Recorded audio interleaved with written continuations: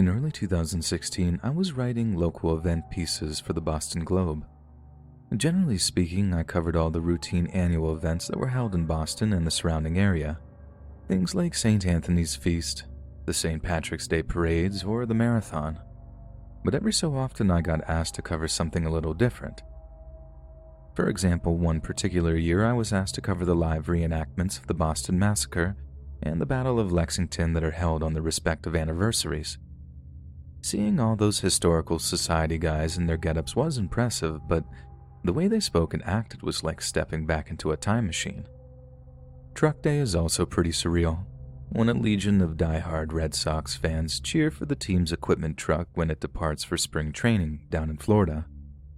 But the one single event I covered that sticks out most in my mind was something called Anthro New England in 2016, and was the second annual Massachusetts gathering of what are known as furries.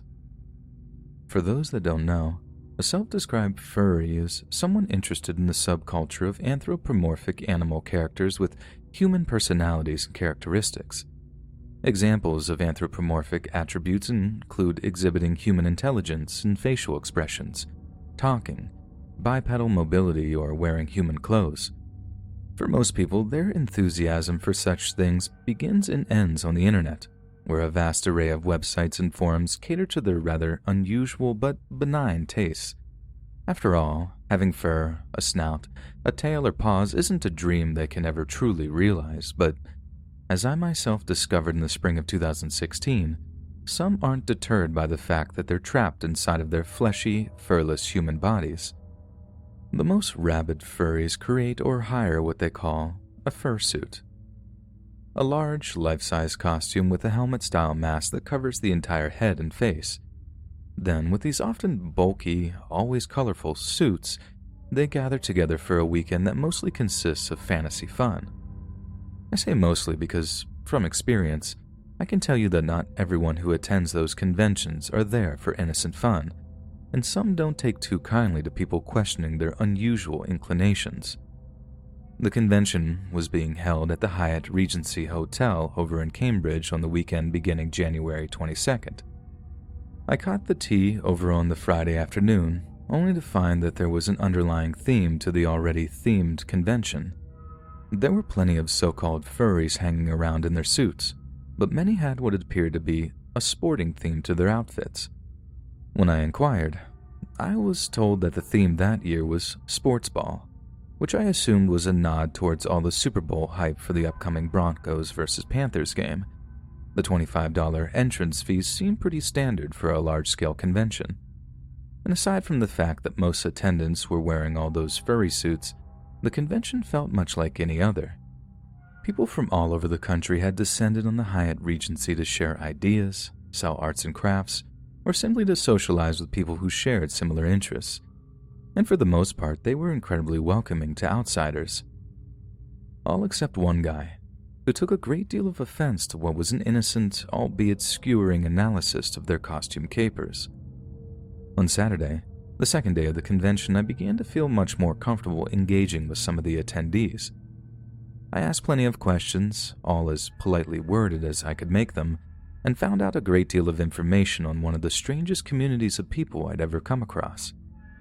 Unusual, but mostly well-intentioned, that was abundantly clear. As much as I discovered a seedy underbelly of furry eroticism that tended to attract all the usual unsavory suspects, most of the convention eschewed what they referred to as not-safe-for-work aspects of the subculture. But then one guy I was interviewing, who had to talk pretty loud for me to be able to hear him clearly through his head, had a question of his own for me. He wanted to know my genuine opinions on furry culture after having spent 2 days mingling with those who enthused over it. Now, I have always been brutally honest. I know how to use my vocabulary to soften the blow of a harsh opinion, but I'm not in the habit of lying to people. I told him that I could clearly see that the majority of the attendants had nothing but a wholesome interest in mascots, cartoon characters, and fantasy creatures in general, but that the whole thing still had an element of escapism to it. I believed and still believe that putting on those fursuits is an attempt to relinquishing the pressures and responsibilities of the modern world. and that generally speaking, anyone who wears a mask or a disguise in such a way is trying to lose themselves, so to speak, and in doing so, avoid dealing with an acute mental issue or something more existential. He paused, then confessed to agreeing with some of my statements while disagreeing with others. What followed was an intense but civil discussion on the furry subculture and subcultures in general, one that eventually caused quite a little audience to gather. Much like my original interviewee, those that gathered accepted that they used the hobby as a form of escapism, but were quick to assert that it was just as healthy as any other kind of fandom, a good example being those that dress up as Star Wars characters and attend sci-fi conventions. I spoke to a variety of people during that conversation. Pretty much everyone who'd gathered wanted to set the record straight, all except one furry, a person in a black and white wolf costume who didn't say a single thing during the entire exchange. In a situation where everyone seemed to want to make their opinion known, this person was content to remain in silence, a silence that, in the end, was so deafening that I simply had to involve them directly in the conversation. At first, I thought I was just unable to hear the response through a combination of convention ambiance and their costume head, but as it turns out, they were giving me the silent treatment, just staring at me in what I understood to be an attempt at intimidation. I tried to ignore the awkwardness that followed, and a handful of his furry companions even apologized for his behavior, but all were quick to inform me that the black wolf was acting so standoffish because I'd made Shadow angry. Shadow seemed to be the nom de fer of their lupine friend, and it was a nickname that suited his disposition. I'm not one to be intimidated by people. I have encountered my fair share of belligerence in my time as a journalist, and I am not easily unnerved. But something about this person in their costume had me unusually on edge. Maybe it was the odd combination of the aggressive body language and the goofy, happy expression on their fur head. Or maybe it was the fact that this person could see my face through the little mesh visor, and that I couldn't see them at all, and that they spent the next hour and a half following me around the convention center and looming over my every interaction. They followed me right up until the moment I left the Hyatt Regency too, and I know that because as I was walking through the parking lot, I looked over my shoulder to check for cars and saw the black and white fursuit of Shadow standing in the entranceway of the hotel. I start my write-up that evening, finish it on the Sunday, then I email it off to my head department. The article itself wasn't huge and only appeared on the Globe's website, but I still made sure to be kind in light of their generous and welcoming nature. I condensed my in-depth critique of the subculture down into the phrase harmless escapism and focused on the sports mascot side of things in an attempt to play to your average sports-loving Bostonian. The published article had both my name and Twitter handle attached to it, and over the next couple of days I started to receive some predominantly appreciative messages from furries that had actually attended the convention, as well as furries from around the country that had been unable to make it. But then one message was from a user whose handle and display picture was immediately familiar. It was from Shadow, the person in the black and white wolf suit that had attended Anthro New England. I can't remember the exact wording. I only skim-read it before quickly moving to report and block the account, but the intention it conveyed was utterly chilling. Shadow seemed enraged that I had referred to his furriness as escapism.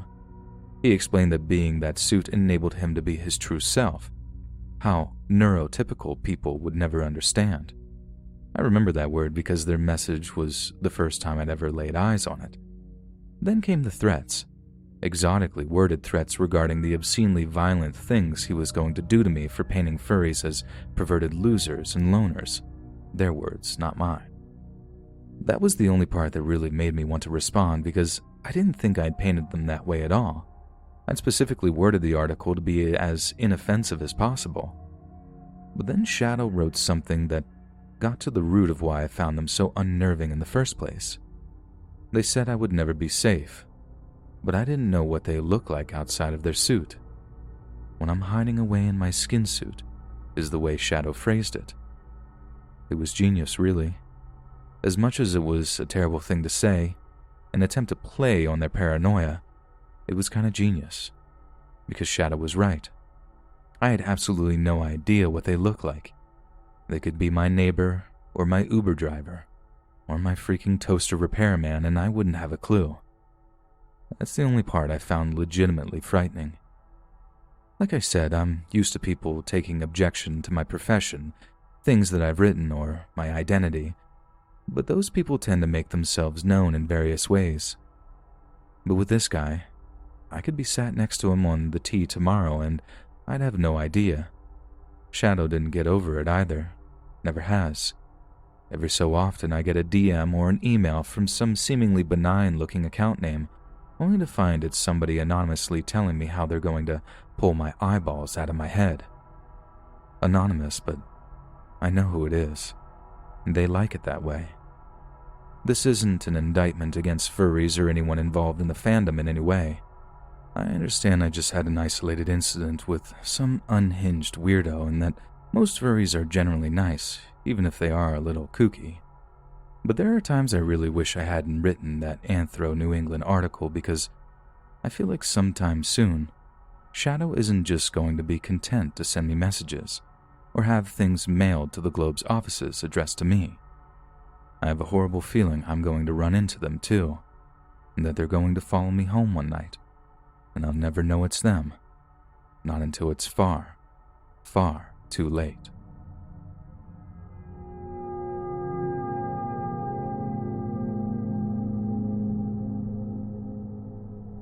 I've been involved in the NYC furry scene for the past few years. My journey into furry fandom has been an incredible one. I've been to some amazing anthro conventions all over the country where I've met some wonderfully special people of all different ages, races, and gender identities. Each one was unique and special in its own way, and I wouldn't change a thing. But the convention that holds some of the worst memories for me is the one that was held in my home state during November of 2019. I don't want to name any names or anything like that. The last thing I want to do is shame anyone or end up getting sued or whatever. The convention itself wasn't even all that bad, and the organizers worked their tails off to make sure everything was as perfect as could be. But let's just say the setting wasn't exactly the wisest given our own unique niche. So, it was a cruise. The convention took place on a freaking cruise ship and consisted of 4 days sailing and 3 docked in Bermuda. A great idea on paper. Like what could go wrong with a mix of convention and vacation? And all the while escaping the cold, rainy New York for the sunny Caribbean. But I don't think the organizers thought the whole thing through. It was 70 degrees in the shade on some days, and the weather in general made it unbearable to wear our fursuits. We had 2 cases of heat stroke on our first day in Bermuda. I literally watched a zebra girl named Bella pass out on the beach during a photo shoot. After that, all the costumes were made pretty bare bones. I mean, this is aside from the fact that it took like 3 weeks to get all the sand out of my suit. The beach was not so good an idea for a furry convention. This is on top of the fact that the local Bermudans just didn't understand what we're all about, and weren't very friendly as a result. But our community aren't strangers to abuse or controversy, so we didn't let people's closed-mindedness get us down. But the real disaster happened when we were on our way back to New York. Like I said, the trip had been something of a washout. A bunch of strangers spending a week together with very little to do had left people bored, cranky, and disgruntled. So on the first night of cruising back to NYC, a bunch of people decided it would be a good idea to get really drunk and go out onto the lounge deck to blow off some steam. It was getting kind of frigid outside, so a few of us saw this as pretty much the last chance to hang out in their fursuits without getting heat stroke. I got a knock on my cabin door to tell me we were having one last hurrah, and I was only too happy to join everyone on deck to take a few photos of everyone in their suits. They looked absolutely amazing, but thanks to all the booze and high spirits, things got a little out of hand. Out of absolute nowhere, we all just heard this scream, turning to see a few of our number leaning over the side of the ship, looking down into the water. I remember just knowing what had happened as soon as I saw people looking down over the side of the ship, but I suppose I didn't just want to believe that it was true. The implications were heart-wrenching. But in the end, I had to face facts, especially when I myself looked down in the dark waters and saw something colorful splashing around. Someone had fallen over the side of the ship, and if we didn't do something fast, they were going to drown. I felt sick, like I just didn't know what to do. But thank God that there were people there who knew how to conduct themselves in a crisis. Someone probably saved their life right there when they threw in one of those orange floaty ring things. I can't remember what they're called, but boom. In a split second, someone had taken their head off and retched one of the orange things into the water while other people ran to raise the alarm. The whole scene was just chaos for a little while, with some people crying and others going into full-on crisis mode. And word quickly spread that the cruise had a man overboard. The cruise ship got in touch with some country's coast guard and sent out one of the ship's own smaller boats to search for the person. They were later told that it was darn lucky that they were wearing such a colorful costume. A couple of more minutes in the water and they might not have made it. All was okay in the end. The person got rescued and the whole event brought us all much closer together. Relief was followed by more celebrations, only much safer ones this time, and we all ended up meeting again in early 2020 before the whole pandemic thing happened. And thankfully, no one almost died that time. It was definitely the worst thing that's ever happened at a convention for me, probably one of the scarier moments of my life too. But it's definitely not made me shy about attending furry meets, as, like I said, you meet some amazing people. People you most definitely don't want to see drowned in the Caribbean Sea after falling off a freaking cruise ship.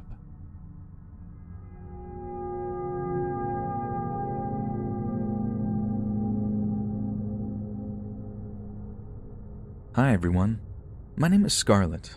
I'm a female red panda and I use she, her pronouns. I have a story to tell that involves a visit to a furry convention in the UK called Confuzzled. But first of all, I feel like I need to set a few things straight regarding the furry fandom in general.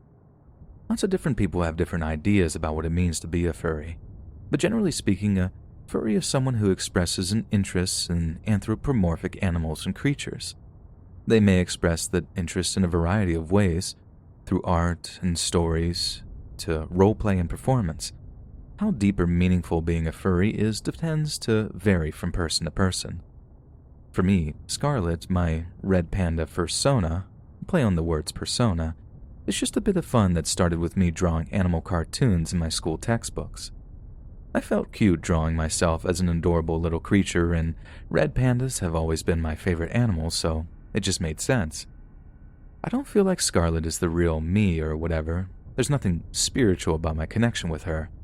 But like I said, that can be very different for other people. Some furries believe they have a deeply spiritual connection to a particular animal, which is typically their fursona, and often say they are an animal in a human body.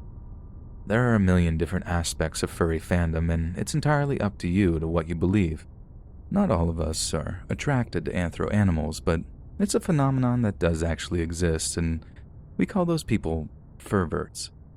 But there's been a conscious effort over the past few years to create a clear dividing line between that kind of thing and the rest of the community. We don't want the smallest, seediest part of furry fandom to define us. But like any other and welcoming community, we have our fair share of bad apples, and I was unfortunate enough to run into one at a furry convention back in 2019. It didn't put me off getting involved in the community. In fact, other furries were the people who helped me get over the trauma that followed, but I do consider it a warning of the kind of people that are out there. So in 2019, Confuzzled was held at the Hilton Hotel in Birmingham, and because I'm the only person in my social circle who has a fursona, I made my way down there on my own. I had a ticket for the Saturday, and it was probably one of the best days of my life. All the love and support you get from the other furries online is one thing, but feeling that all translate into real life was honestly one of the most joy-filled things I'd ever experienced. I mean, I knew there were unusual people just like me out there, but to see them in the flesh was almost surreal. Now, I don't wear a fursuit. Instead, I opt to just wear a little homemade badge with a drawing of Scarlett on it. Buying and maintaining a fursuit is way too expensive for me, but I had a massive respect for anyone that has one and bothers to cart it all over the country with them. and to see so many fursuits all in one place was absolutely unreal. I quickly got talking to another girl there who had exactly the same kind of badge as I'd made. Then that was that. I made a friend for the entire day. She and I still talk, actually, almost 2 years later. But anyway, we get talking to all different kinds of furries, and that's the first time I really got to grips with just how eclectic and diverse the furry community really is. Like I said, it made for an amazing time, but Confuzzled has a few bad memories for me too, because it's where I met Ryan. Ryan was one of the handful of people that just sort of snowballed into a little group of us that explored Confuzzled that year. He was awfully quiet at first, just a small, skinny guy who wore a pair of white wolf ears among a few other furry accessories. He told me that his fursona was an Arctic wolf, and that expressing himself in a wolfish or doggish way just felt so right and natural to him. Ryan was definitely like one of those people I mentioned before, who felt like being a furry was a way for them to connect to some kind of spirit animal, and despite him not wearing a fursuit, he seemed to take the whole thing more seriously than anyone.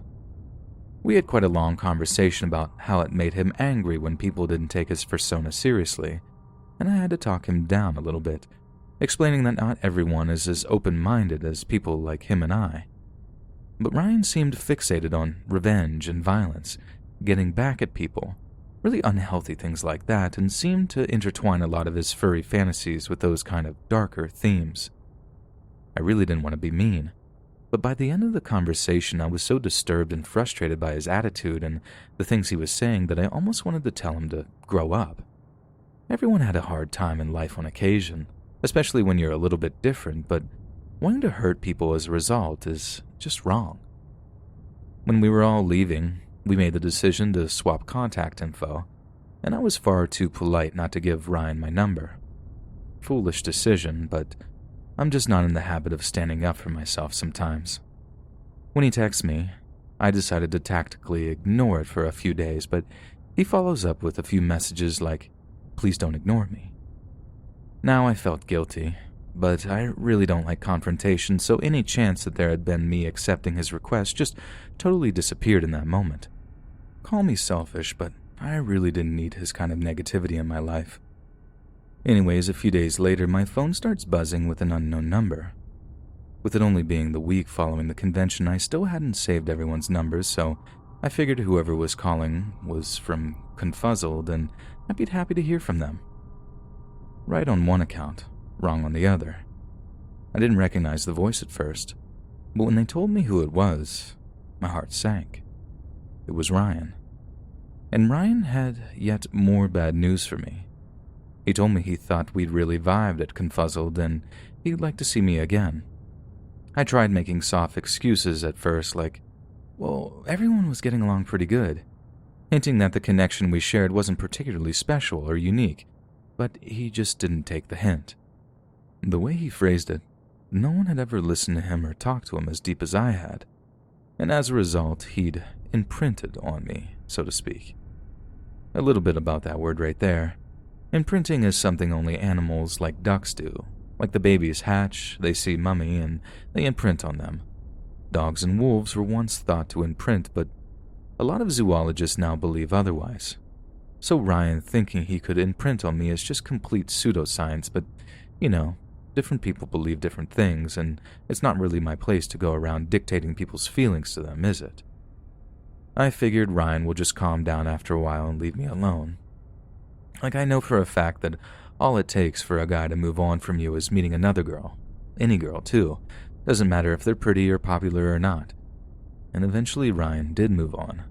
But not before 2 really serious incidents that had my parents on the verge of calling the police. The first incident came from Ryan somehow working out where I went to college.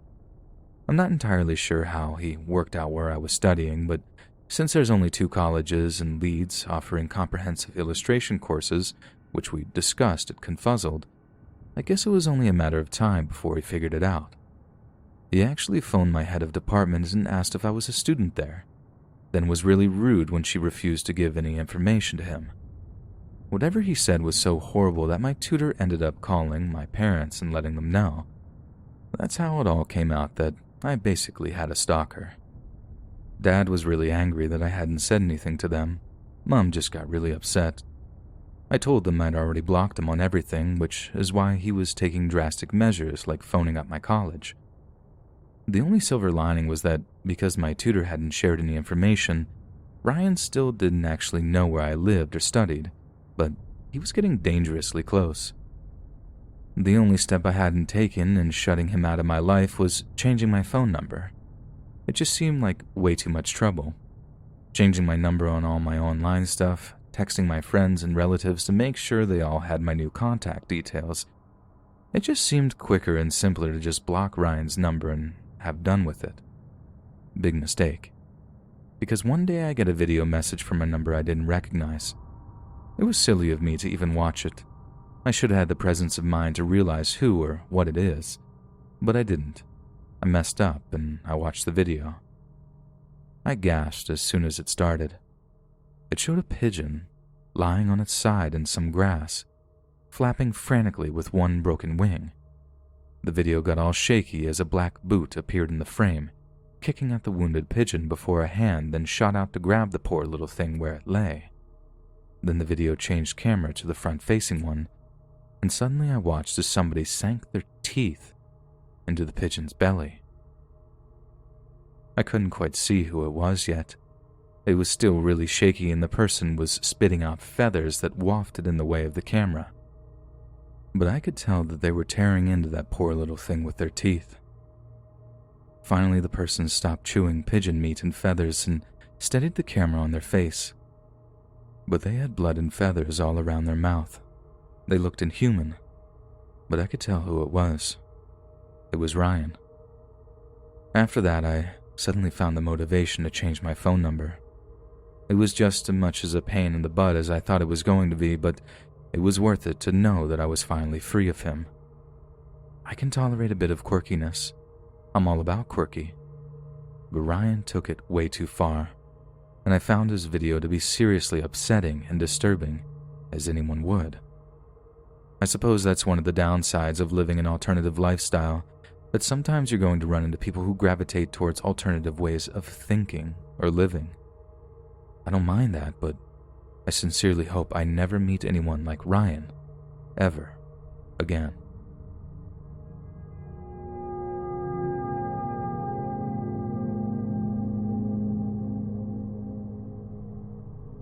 My name is Rory, and I'm a security guard here in Scotland.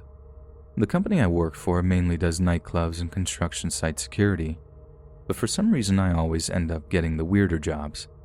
But that suits me because they tend to be in the daytime and I'm just not cut out for night shifts anymore. Anyway, so my boss asked me if I wanted to work a Saturday shift over at the Mercure Hotel in Livingston. They told me it would be a solid 10-hour shift providing security for a convention they had on. Easy money, basically. I asked him what kind of rage convention needed security guards, but he's not got a Scooby. All he knew was it was called ScotiaCon. There were no clues in the name so needless to say, I'm a wee bit curious about what this whole thing is about. Turns out it was a big meetup for people called Furries. What I'm about to tell you is all learned on the fly, so don't hold any of it against me. But Furries are basically people who think they're animals. So they dress up in these big daft suits and wiggle their butts, but don't get me wrong, they all seem like lovely lads and lassies, but the whole thing was proper dafty. They were selling each other all kinds of artwork, clothes they'd made. Some of it was a wee bit pervy, but there didn't seem to be any kind of kids there, so no harm, no done, eh? Like I said, lovely lads and lassies, but there was one wee bugger who I take exception to. There were a few good 100 people there. A lot of younger people too, hardly the kind of thing I picture when I hear the word convention. They didn't seem too leery or anything, there was just a lot of them, hence why I was there. But I really didn't see anything kicking off. So when I got the call that the security team was needed in the main convention hall, I was a wee bit shocked, I'll be honest. So, I'm following this other guy I'd not worked with before down a corridor and into the main hall, and immediately you can see where the trouble is. Everyone is looking over into one particular corner where you can hear this wee argument going on. Me and my colleagues make our way through the crowds of oddly dressed but well-meaning folk until we come across the culprits. Most of the noise was coming from one wee lad with a dog collar on. He had ears on, all sorts of dog-themed stuff on his backpack and clothing. Basically, dogs were this kid's thing. I started asking what the big song and dance is about, and he told me he'd been arguing with the stall owner over the price of a piece of artwork. But the bloke who owns the stall just wants him out, saying he's been threatening him and all this other stuff. All I do is try and separate them. I can't really be throwing people out, but this lad's causing trouble, so I start trying to move him away. At first, the dog boy seems like he's just going to walk away, but suddenly he doubles back and throws a kick at the guy's stall. Not just that, but he seriously starts barking at this guy, like proper loud, ruff, ruff, ruff, ruff. It was intense, man. Naturally, I then go to grip him, and the kid actually bites me. I went to throw an arm around his neck to get control of him, but he just caught my arm and sunk his teeth into it. Now, luckily, I'm wearing my branded security jacket, and the fabric is just tough and plasticky enough to have this lad's jaw slip off the meat of my arm. But Jesus H, if he'd have gotten a grip on me, I might have a chunk bitten off me. The lad was near rabid. As the other security guys are dragging him off, I can see him trying to bite him, but I can hear this noise too. And it actually took a wee second for the penny to drop that it was the sound of his teeth clapping together, like the sharp snap, snap, snap sound. Proper scary, that. How mental some people are. I get my arm looked at by the medics. Police turn up and take the lad away. Definitely the most eventful thing that happened, and the rest of it was a wee bit boring after the initial furry shock. Nice people, though. Wouldn't mind going back.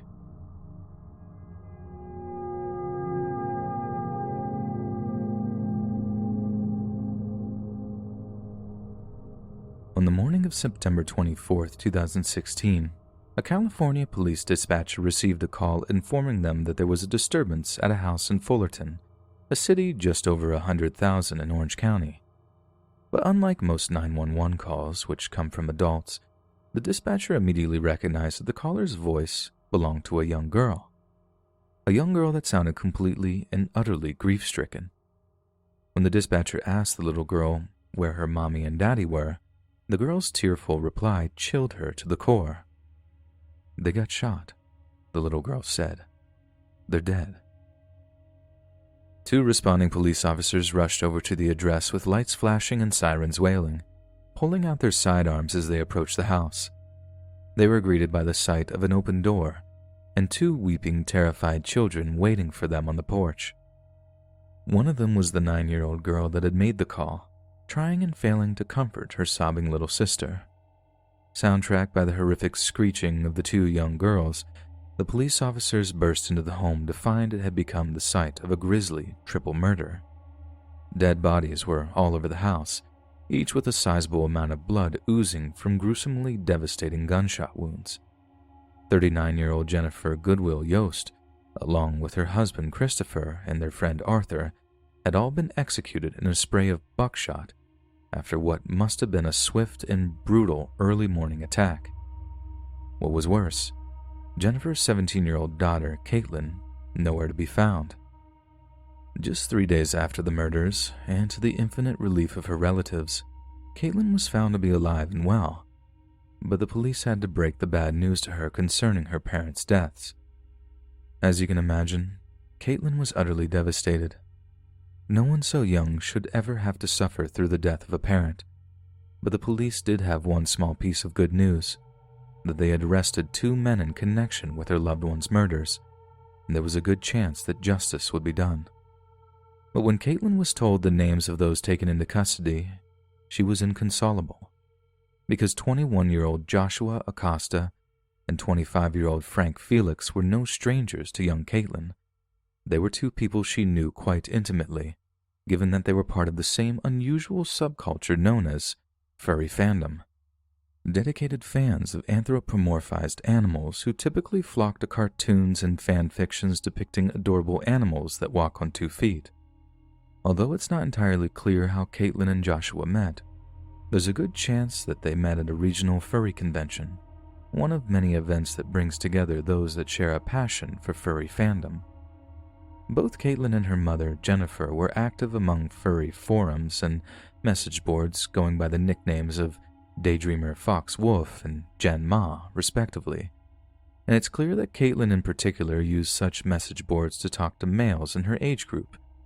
She and Joshua messaged back and forth for quite a while, but when Jennifer learned that a 21-year-old was flirting with her underage daughter, even going so far as proposing furry dates, she put her foot down.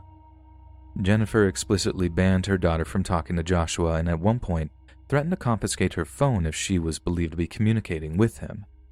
In doing so, she believed she had adequately dealt with a potentially scandalous situation, but she could have never have guessed what a vengeful, violent person Joshua was.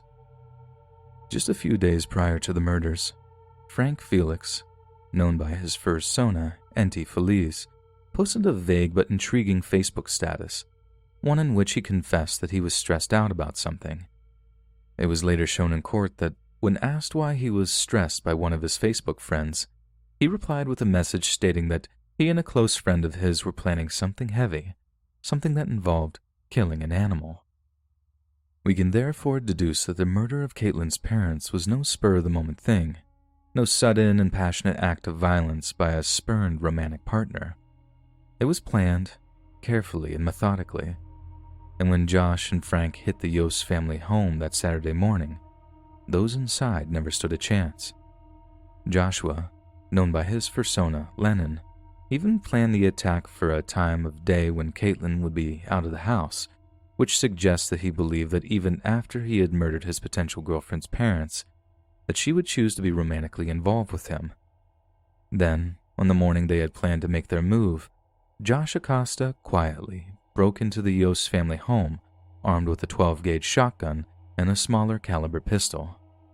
After creeping through the kitchen, he came across the sleeping Arthur Boucher. Acosta brought his shotgun to bear and blew the 28-year-old's head clean off as he lay on the couch in front of the TV. Somehow Jennifer hadn't quite realized what the loud noise was downstairs and was still under her duvet in a state of half-awoken confusion when Acosta burst through the door of her bedroom. Those final moments must have been terrifying, having thought she'd actually gotten Joshua out of her daughter's life. Yet there he was, clear as day, a furious young man with a shotgun pointed at her head. It was a sight that was to be the last thing Jennifer Yost would ever see. But when Joshua turned to Caitlin's stepfather and attempted to execute him too, his shotgun jammed, and Christopher attempted an escape. For a moment it seemed like his life was saved, but Acosta cleared the jam and took Christopher's head off as he tried to open up a nearby window. Then, just as quickly as they arrived, the murderer disappeared, leaving the two young girls to stumble across the gore-streaked scenes of their own parents' murders. Over 4 years later, on December 14, 2018, Joshua Acosta was sentenced to 3 consecutive life sentences with no possibility of parole, and was incarcerated at the Calipatria State Prison in Imperial County, California. But during the trial, some extremely sinister revelations emerged regarding a third person involved in the triple murder. Just after Acosta and Felix were arrested by police, it was announced by the department that another person had been taken into custody, one that was a juvenile and therefore couldn't be named. This was on the exact same day that Caitlin was discovered alive and well. Then during the trial, it was revealed that Caitlin had received immunity from prosecution for her testimony. But what could the teenager possibly have to hide concerning her own parents' murder? When Caitlin took the stand, the courtroom was gripped by a shocking account that turned the entire narrative on its head. She confirmed that she had told Josh Acosta that Christopher was not her real father, just her mother's husband, and that because they were not blood relatives, Christopher had been touching her from time to time, and she was only 7 years old at that time. Caitlin then confided this to Josh, who was naturally enraged by the idea, vowing to take revenge for such a hideous crime. She insisted that killing those in the house was not something she had ever suggested to Josh, and come to his murderous conclusions all on his own. All she had asked of him was to help her run away when the moment was right. Whether or not we choose to believe Caitlin's allegations is irrelevant, as Josh certainly believed them, enough that he was able to enlist a friend of his and fellow furry to assist him in committing the murders. And now we understand what Felix's cryptic reference to killing an animal meant. He wasn't referring to Jen or Caitlin's furry fandom. He was referring to the predatory nature of the alleged child abuser, Christopher. He and Josh didn't think that they were enacting some hideous revenge. To them, they were Caitlin's guardian angels, protecting a fellow furry from routine indecent assault that was sanctioned by her own mother. But as the saying goes, the road to hell is paved with good intentions. It seems that lies, deceit, lust, and violence can pervade the furry community just as much as any other. Yet despite their concerns, I don't think people will use such an incident to stereotype furries as being violent deviants. But the fact remains that a hideous web of lies, potential abuse, and murder stemmed from a chance meeting at a convention center. And who could have guessed when two fursuited young people gave each other a wave in some hallway or corridor that it would end with a story of blood, bullets, and venal abuse.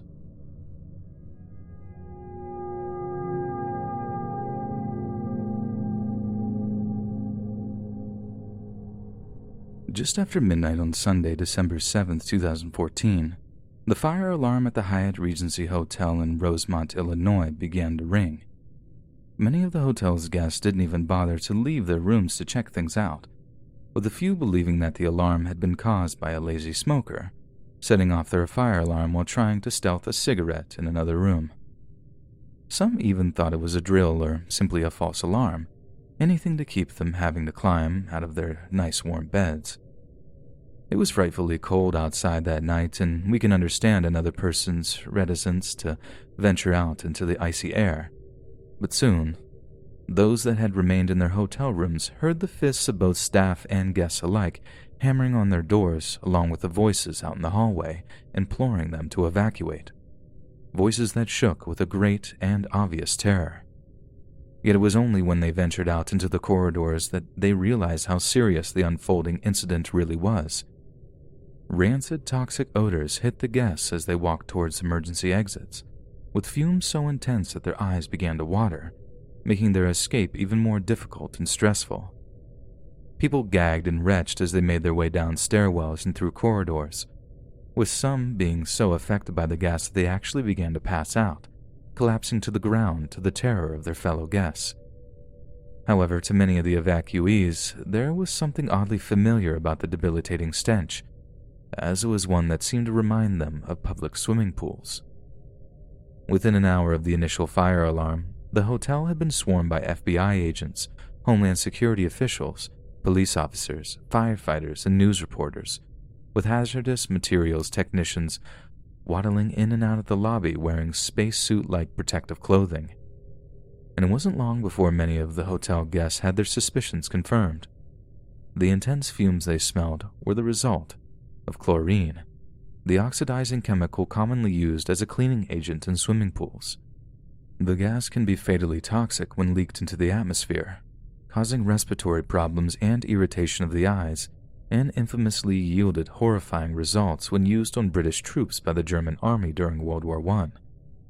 But the gas attack became a national sensation, not just because it was a potential terrorist attack, but because its apparent target had been the attendance of the Midwest Fur Fest, one of the largest and most well-known furry conventions in the United States.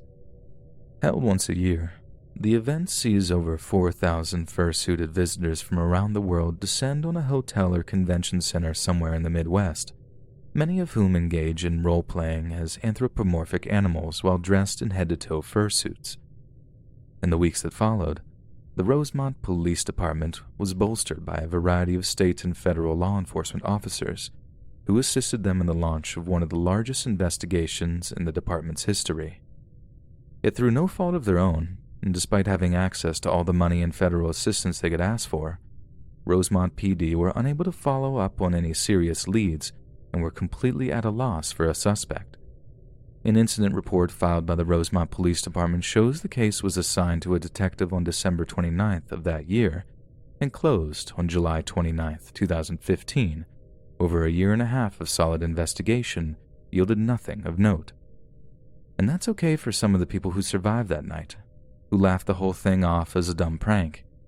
But others see the incident for what it really was, a failed attempt to gas them while they slept, and mull over the many unanswered questions that remain. Who would have done it?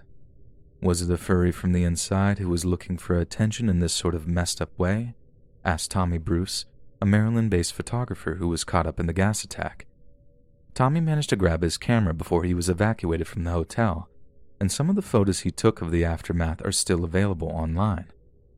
Most tinged with the red and blue lights of attending emergency vehicles, but all show some degree of panic and chaos. One image shows a woman on a gurney being wheeled into the back of an ambulance. Another shows a man gasping for breath as he clings to someone in a white fursuit for support. After the firefighters who arrived at the scene that night began to smell the chlorine, they used a kind of gas detection device to lead them to the source of the highly poisonous fumes. Wearing their respirators and heavy oxygen tanks, they followed the readouts of their sophisticated gas detection device to the 9th floor of the Hyatt Regency, where the device recorded extremely toxic, concentrated levels of chlorine gas. So much so that the readouts on their devices were detecting double the amount of chlorine required to cause some pretty nasty, serious respiratory disease, and an amount that would be fatal to those with already weakened lungs. But it was only when the firefighters reached a stairwell leading from the 9th to the 10th floor that they found the source of the gas attacks. Lying on the stairs was a white powdery substance, along with a broken mason jar, and to their horror, they noticed that there was a yellow-green liquid actually dripping down the walls.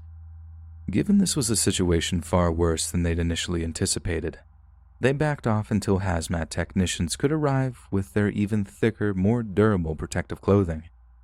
Samples taken from the scene proved impossible to analyze, but from the smell and the coloration of the liquid present, it's safe to assume that someone manufactured or obtained highly concentrated chlorine powder, then mixed it with some kind of liquid in order for it to form a gas. To make things worse, that same year the FBI and Pittsburgh police investigated a string of social media posts that threatened the furry convention with violence, including the use of bullets and bombs. Although no one was actually arrested as a result of the inquiries in the aftermath of the gas attack, it just goes to show that the list of suspects in the case must have been a mile long, considering the extensive online threats that FurFest received. Some say the chlorine incident at Midwest FurFest has had a lasting impact in ways that aren't always obvious to the observer. Following the 2014 gas attack, convention attendees noticed a higher police presence at venues, and some people opted not to stay at the Hyatt Regency because they were concerned about the potential for another attack at the convention's main grounds. One furry in particular also packed a rebreather to the following year's events, a device that recycles oxygen in case it becomes restricted. And not even for personal use. The girlfriend uses a wheelchair, and if there was another incident, she might not be able to escape so easily. What makes it all the more difficult for some survivors is that the person who committed such an atrocious act has never been caught. For all we know, the same perpetrator could be out there right now, planning an even larger attack in the knowledge that their test method was somewhat successful.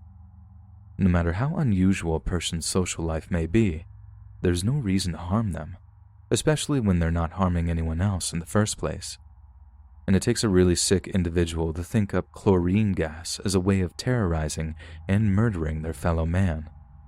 We can only pray that this same gas attacker doesn't try something even bigger in the future, releasing an even higher dose of gas into a confined space, because if they do, it might be a lot more than 19 that end up in the hospital, and a happy little furry convention might more resemble the Western Front in 1916, as opposed to some wholesome, innocent fun.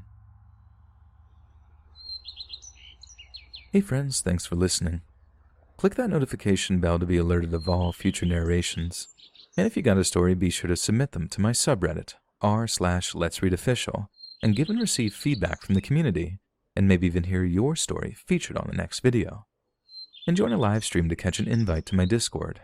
And if you want to support me even more, grab early access to all future narrations for just $1 a month on Patreon, and maybe even pick up some Let's Read merch on Spreadshirt. And check out the Let's Read podcast, where you can hear all these stories in long compilation form and save huge on data. Located anywhere you listen to podcasts. Links in the bio. Thanks so much, friends. And remember, don't get the drip slip.